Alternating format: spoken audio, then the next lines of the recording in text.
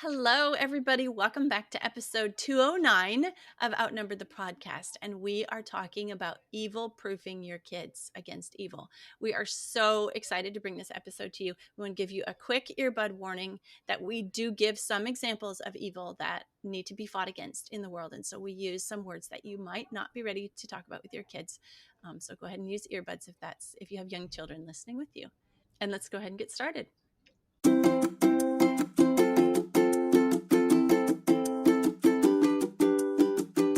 Hello, and welcome to Outnumbered the podcast. I'm Audrey. And I'm Bonnie. We are experienced moms to a combined total of 19 children. In our weekly episodes, we explore relatable topics using our perspectives of humor and chaos. Tune in for advice and encouragement to gain more joy in your parenting journey.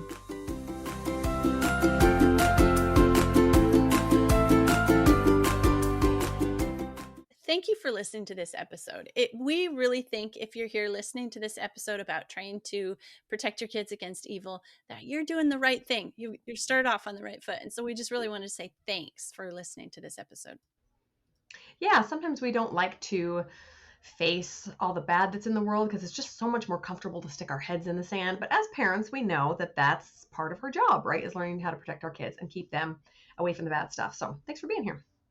Okay, so my humor segment today has nothing to do with my kids. It's something dumb that I did, and we just laughed about it the other day. So there is a daycare that I used to pass regularly when I was taking my kid to school, and it had this big banner out front, and it said something that my brain couldn't comprehend, and I kept thinking it was another language.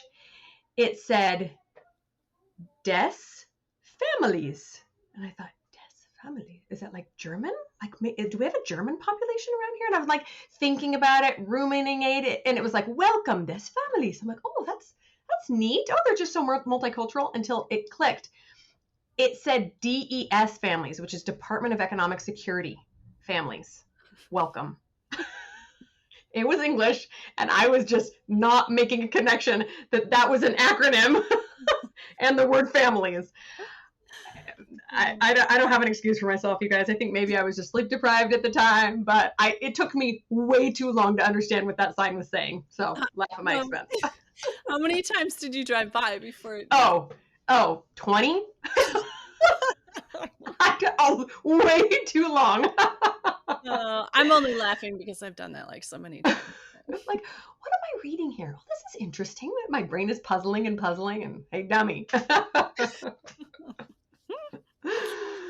All right. So you guys, we want to talk to you guys today about how to protect our kids from evil when they're in our homes, but then how to make it so long lasting that we're still, like, our influence, what we've taught them is still protecting them when they leave home and they're out in the world without us there to watch for the bad guys, right? So that's why we're calling this episode Evil Proofing, because when you waterproof something, it holds off water even when you're not there putting the waterproofing on. Does that make sense? Yes, I love that thought. We're just making their backs like a duck's, right? Essentially, evil just rolls off. Yeah, that's the idea anyway, right? Okay, so we are going to share 5 things we do to evil-proof our kids. And I think it's pretty obvious where we stand on the issue, that we are Christian women who really believe that there is good and there is evil in the world, and that it's actually our God-given responsibility to teach our children about the difference and then to protect them and prepare them for it. Okay. All right. Are you guys ready? Let's dive in.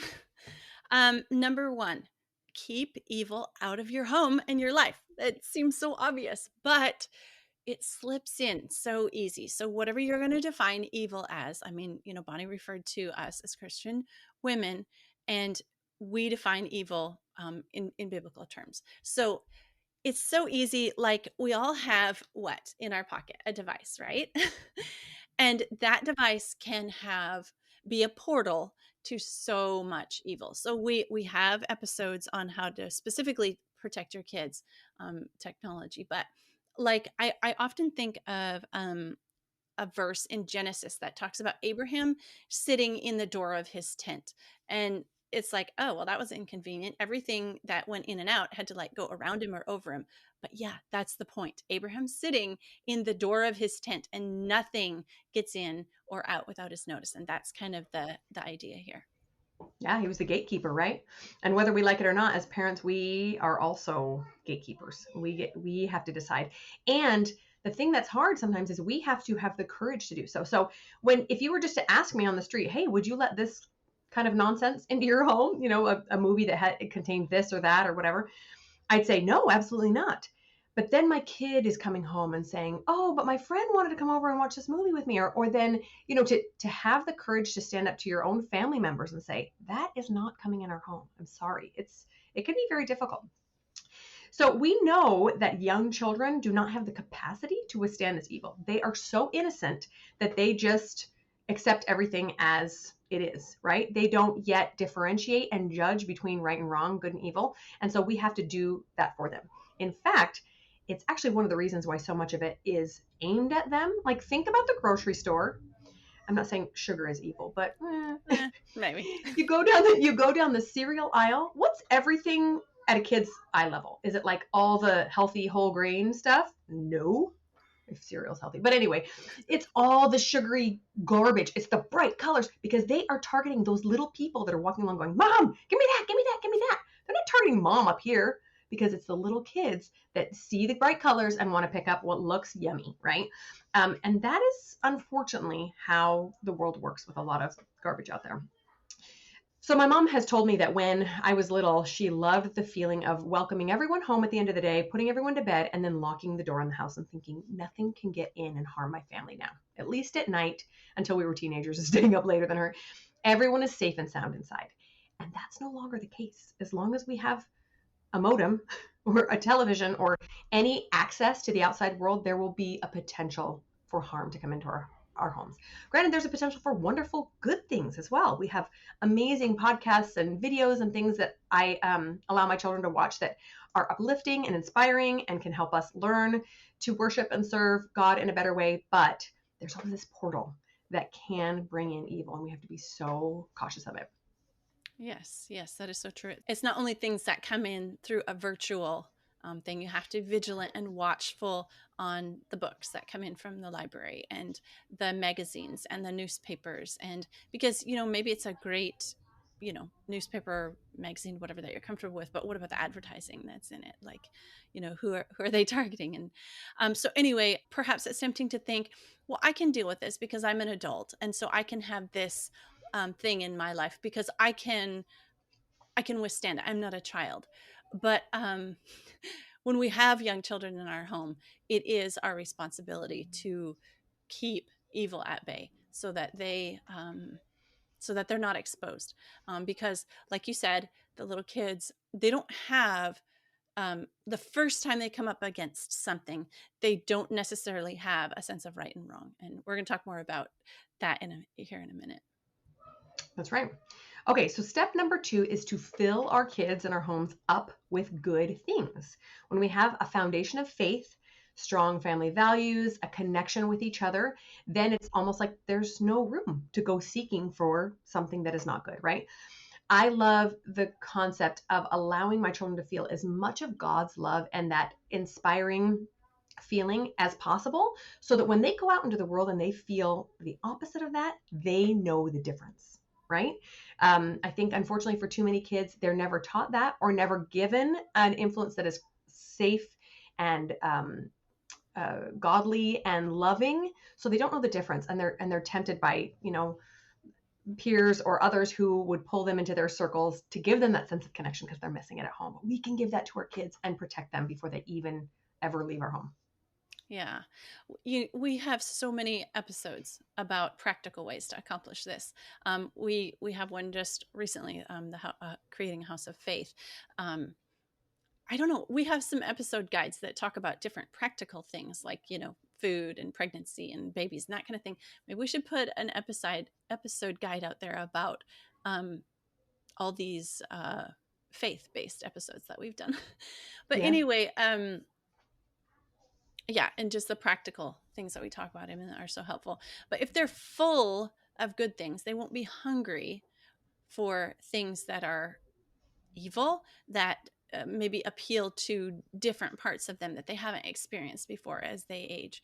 And so because they're full and they're satisfied. You mentioned about having, not only a foundation of faith but strong family values. So that's like the extended safety net. So like if one of your children, heaven forbid, should disconnect from the foundation of faith that you've gotten them, then they're not necessarily at the same time going to disconnect from other family members, which also still have the strong connection to faith. So it's like a safety net. The farther you go out, the ripples. So faith, of course, is first, a connection to God. That's so important. But then connection to family or others who have a connection to faith is also a way to keep them. It's another layer of waterproofing, evil Mm-hmm. proofing, is to, here's the faith and then here's the family. And kind of like, if they lose the what would God think part of their mind or of their reasoning, then they will probably very likely still have, but what would my family think, or what would my siblings think? Like that is like an extra layer. So filling them up with all the benefits of faith and all the benefits of family is really powerful when it comes to them um, being exposed to evil. Yeah, I love that. And it's interesting in our I think in our episode about building a house of faith, we talk about that, how your kids won't always want to obey you. Probably there's probably going to be a phase at some point where there's a little bit of rebellion. And if you can help them build a belief and faith in God, then there's that kind of backup, like, well, how would I feel if God looked at what I was doing right now? And then you're saying the opposite is also true. Like if they lose that faith, at least there's the family. That Mm-hmm. that those two combined can give our kids the best chance at the happiest life they can have, where they are protected from the people that would do them harm and would lead them down a road that is going to lead to misery and suffering, right? And I also want to point out here that it's very important to communicate this to our kids. So obviously when they're 1 or 2, they're not really going to understand these concepts, but even as early as 3 and 4, you can say, oh, we missed our Bible reading time. That's important for our family because it helps us to draw together. I have noticed a very significant correlation between the fighting in my home and the amount of scripture reading we are doing, and they are inversely correlated, if that makes sense. The more scripture, the less fighting, and vice versa. And I will actively, regularly tell my kids that, hey, you know what? We're kind of down each other's throats today. Could that bit have been that we've missed a couple of days of diving into the Word of God? I think so. Let's get back on that habit. And then to note to them, looks like everybody's been so much kinder today. Isn't that interesting? I wonder if that's because we're making sure that we're filling ourselves up with this goodness. So point that out to them, pay attention to it, and point it out to them. Yeah, yeah. Another quick thought here: a way to fill them up is so the atmosphere that you're that you're talking about is maybe not going well for the day. What happens if you start to sing a hymn during the day? Right, instant atmosphere change, and that's a way of filling them up with good things. Those Yeah. songs come back to their minds later. Yeah. Although there's one called Love at Home that we would always sarcastically sing when I was growing up, right when everyone was fighting. Oh. It would at least make us all laugh and Yeah, usually stop yeah. a fight. Oh, that's a great segue, what you were just talking about, into number 3, and that is talk about evil. Talk about it and the corresponding good antidotes. How do we prepare our kids to face evil if we don't ever discuss it with them? If we don't ever um, prepare them to know what evil is? Like, you have to talk about it. You can't. There's kind of this philosophy out there, and it's very noble-hearted, but it's just like, I'm going to live the right life before my kids and hope that that influence affects them and that they pick up on that. But I'm sorry, that's not enough. You have to talk about it. Mm-hmm. Yeah, I think we live in this day and age where everyone is just so afraid of stepping on anyone's toes and offending anyone, even our own children sometimes, that we forget to be very direct, that it is our job to teach our children right from wrong and what we believe is the correct choice. Now, it's not up to us to lock them in a basement when they make the wrong choices. We still have to allow for agency, which is going to come whether we like it or not. And then we get to work on ourselves when our children make decisions that we don't love. But it absolutely is our responsibility to teach them and to show them. And then, and usually that's very, very direct when they are in those younger years. And as they become adults, then maybe it is more of an example because they have been taught correctly. And now it's up to them. You can only be an example to them, right? Yeah, And that's like, what they're called teaching moments about. So you're out at the mall or whatever, you see something that your family has defined as evil. Okay, that's a teaching moment. Get back in the van and mhm, talk about it. mhm, Don't ignore mhm. it like you didn't see it or it didn't happen. Let's go ahead and talk about it. Yeah. Yeah. And like I mentioned before, this is a gradual awareness, right? Those younger years, you're just teaching them very simple concepts. Something like stealing is always a really simple, easy one to teach younger kids that usually there's an opportunity for early on. Oh, we don't take things that aren't ours. And here's an example, oh, you tried to take this gum without mommy knowing. And we had this lovely conversation. Something like stranger danger, super easy and simple to explain to a small child and very necessary, right? If they're going to be outside ever, you want to explain if we don't know the person, we don't talk to them, we don't take candy from them, we don't help them find a puppy, whatever it is. But obviously, later down the line, the whole point we're teaching them this is because of sex trafficking and all these horrible things that are out there. We're not going to tell those specifics to our small child, but we probably will eventually to our 16 and 17-year-olds so they fully understand what's out there and gradually teach them about this wide world so they're prepared, but without terrifying them. Like the whole point isn't to make our kids terrified. Yeah, yeah, because then you have to deal with the nightmares that they're having. Right. Mm-hmm. um, all right, so you'll come to your own awareness or insight of good countermeasures for evil influence. So I just wanted to share one here to start you off. So temptations of the flesh as they grow, like you were just talking about stealing, right? Um, a good tool for defeating temptations of the flesh is faith. So you use faith to counteract when the little stealing starts happening, or you observe stealing, or as they get into teenagers and their hormones start changing and they start feeling other um, temptations and emotions, then you start using faith. Like, yes, what you're feeling is valid, what you're experiencing is valid, but remember, we have this foundation of faith that we have been working on for years and years and years, and we're not just going to destroy that because we're feeling something in the moment in our flesh. So there's always, I don't think there's any evil in the world that doesn't have a countermeasure of good that can't be met or overcome with good. And so we just need to, like, we can't just say, you can't say don't do this without giving them something to do or be or think or feel instead. Yes, totally true. And what we've noticed is that um, the temptation that comes in the form of evil to our children is always very shiny and pretty, and doesn't ever reflect the other side, right? So here's just an example of what we're talking about.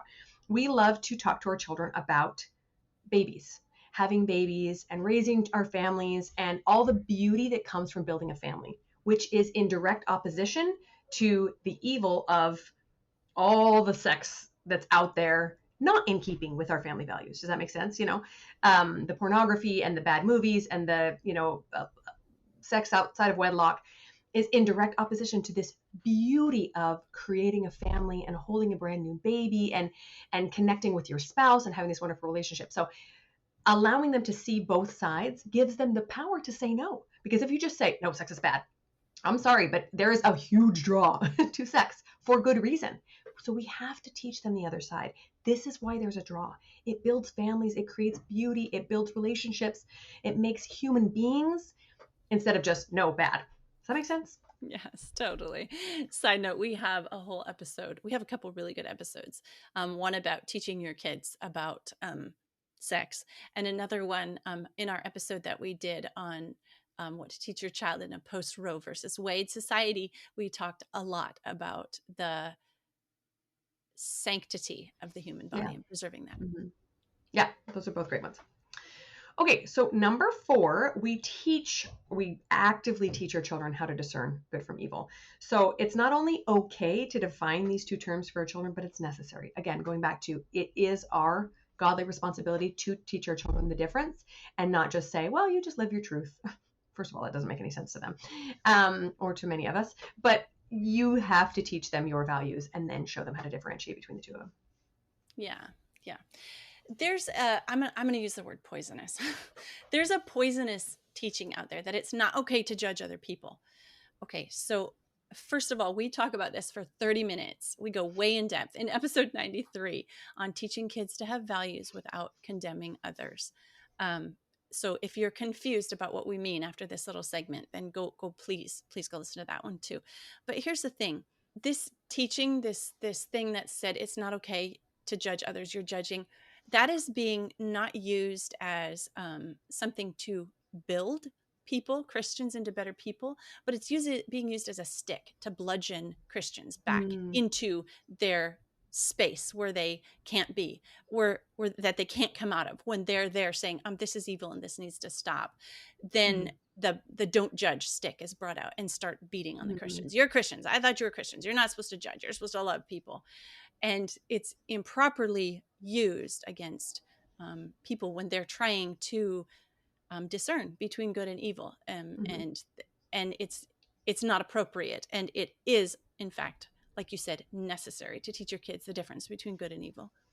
Yeah, I just really, really love that word discernment, so that we can avoid all of the, even though we're commanded to judge good versus evil, and avoid the judgment about the word judgment. To discern good from evil is just a very beautiful term to help our children put their spiritual glasses on, and see things for what they really are instead of for the shiny, pretty things that they think will make them happy. And this is where thought work is very powerful. Okay, we get to choose our children what we get to teach our children what to think about good and evil. We can, and obviously every situation is very different, and it depends on the age of the child and how much they'll be exposed to this thing. But pornography is a great example because it can so easily come into our home so quickly and without even looking for it. It can just be a pop up, literally a pop up on a screen when a child is doing something. You can teach them this is something that is evil, and it is created to make you addicted to it. And it's using a power that God has given you for evil. Okay. So, just as blunt like that, this is how we think about this when it comes up. And you come and tell me, and we go and figure out how it snuck through the filter, etc. So, giving them the thoughts to come to them when they are exposed to evil is very, very powerful. Yes, yes. And those sound like such difficult conversations to have. Conversations with kids about pornography or about premarital sex. Those sound like really hard conversations, and they are. But but if you're following what we're telling you here, you're not starting with a pornography discussion. You're starting when they're 5 and they go somewhere and they see something at another kid's house. Let's say let's just I'm going to use an example that my kids ran into here. So they go to their friend's house and, oh, my 5-year-old friend has a phone. I want a phone. And so then we start talking about that. Yeah, that kind of looks like fun. It would have games. But here's why we don't do that. We don't have phones at 5 years old because we love to play outside. We love to read books. We love to spend time together. And if we had a phone, it would start to take away from some of that time because we'd be spending so much time playing games. And we haven't even introduced the word good and evil at this point, but we're reframing what looked really good to them as something that could be a path that led to evil at a level they can understand. And they're Mm-hmm. like, oh yeah, yeah, yeah, I love to play outside. In fact, let's go to the park right now on the way home, that kind of thing. Um, instead of instead of having the big hard conversations, they're not big and hard when you've been discussing things with your kids all along. That's the gradual conversation that we're talking about. Yeah. Yeah, we had a really poignant example of this. A few years ago, we had a loved one who went down the path of addiction to the point of destroying a marriage, destroying a family. It was a hard thing for our family, and I had the added bonus of teaching my children about what was going on because they loved this person. They were in their family, in their life as well. Obviously, my conversation with my 16-year-old about the scenario was way different than my conversation with my 2 and 4-year-olds, right? My 16-year-old actually knew some of the details of the scenario, and it was honestly a great opportunity to say, this is why we avoid these kinds of substances and behaviors, because they lead to addiction, and addiction leads to destruction. It destroys families, it destroys lives.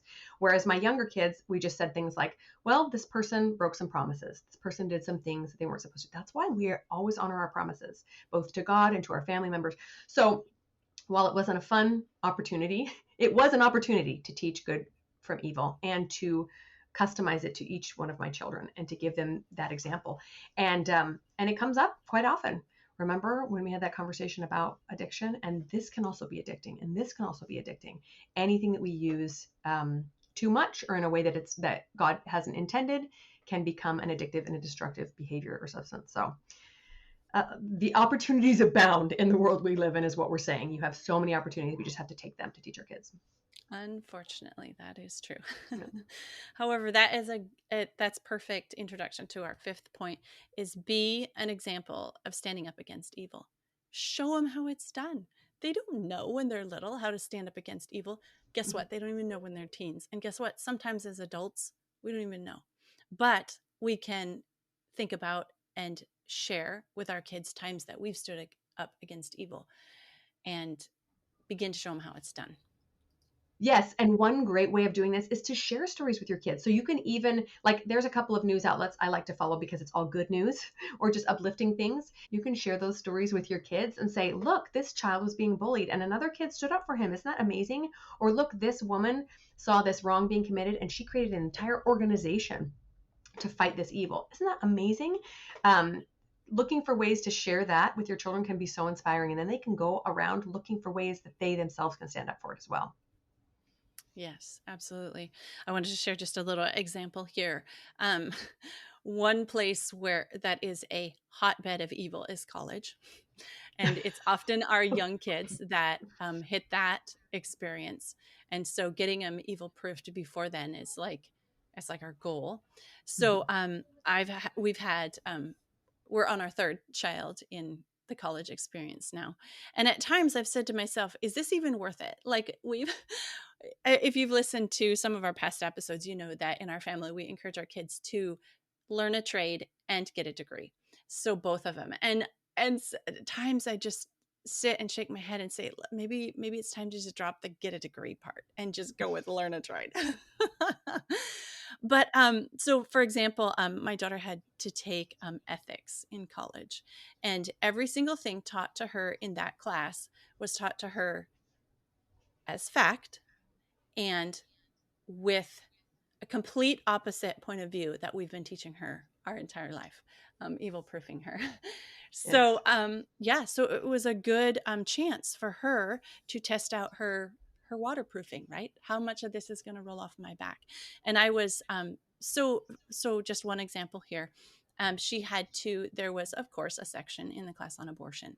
And it was taught completely the opposite of the way that we talk about it in the episode that we referenced here earlier. But because we have taught our children those things that we mentioned in that post Roe versus Wade episode from the beginning, she had no doubt that what they were teaching was completely opposite of the good that she's been taught her entire life. And so I shared with her the first time that I came up to awareness of abortion. And back, I'm old enough here that it was when I was in high school was the first time I ran up against it. And it was we had to write a paper about it. Back then it was still controversial. And so we had to write a paper about it. Well, okay, so here, oh my goodness, what, 25-ish, 30-ish years later, my daughter is having to write papers and things about abortion. And so I shared with her, what I had done when I was first presented that, abortion is a good thing in the world. And so she took that information and my example of what I had done. And she said, she kept saying things like, I really don't care what grade I get in this class, but I am going to stand up for good. And I am going to let it be known. She said, not for this professor or, the writers of the textbook or, any of that. But she said, maybe there's somebody else in my class who has had some of the same upbringing as I have. And they're afraid to speak up or they're questioning what they've been taught. And so I'm going to very strongly make a stand on my behalf and maybe on the behalf of somebody else too. So that was just an example of how that evil proofing has worked. Working. Yeah. I love that. She's like the God's Not Dead kid in the movie. Have you seen that? That was beautiful. That's beautiful. I did want to share that even young kids can be taught to stand up. I mean, some kids' personalities are different. Some are a little bit shyer and a little bit more reserved and less likely to stand up in a situation like that, where an entire teacher or classroom is saying something that you don't believe in. But I had a great example a couple of years ago where one of my kids, I think he was only 5 or 6 at the time, said another child was saying, oh, we're going to do this thing, don't tell your parents, and he remembered that we'd had a lesson that anytime someone says don't tell your parents, that's the first thing you should do is go tell your parents, because it's something bad, it's something that you shouldn't be a part of. So he did. He came right home and said, by the way, this thing happened, and it was a big thing that we had to go take care of. But I was so proud that he had the wherewithal and the confidence to stand up and say, this is not right. This needs to be told to my parents, and I need to protect those around me. So these kids are amazing. I firmly believe this is a special breed of kids that we're raising right now to survive this world that is full of a bunch of nonsense, and that they just need a little bit of steering and guidance, and they're going to be just fine. So Yes, that is so true. The only way to overcome evil is with good. And so we have to start that good, that foundation of good in our kids. And it's through all the ways that we've talked about in this episode, the 5 ways: keep evil out of your home, fill them up with good things. Number 2. Number 3, talk about evil and the corresponding good that you can overcome it with instead. Number 4, teach them to discern between good and evil. It's our job. And number 5, be an example of standing up for good. And so we hope this episode has helped you guys have the courage, or just because you're here listening to this episode, just give you a boost that what you've been doing is right, and keep it up. have a great week, you guys. I'm Bonnie. I'm Audrey, and we're Outnumbered. Thanks for listening, friends. Click the link in the show notes to subscribe to our email and never miss another episode. Show us some love by leaving a review on iTunes or sharing the podcast with a friend. Thanks for all your support. We'll talk to you next week.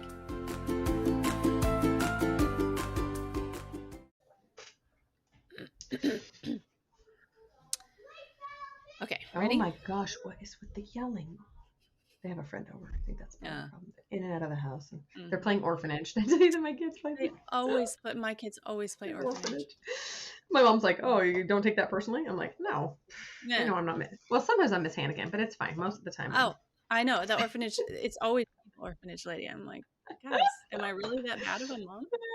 It's my oldest daughter. She's hilarious. She's the orphanage keeper. So she'll like sneak around and then yell at them, get back in your rooms. It's so funny. Yeah, right.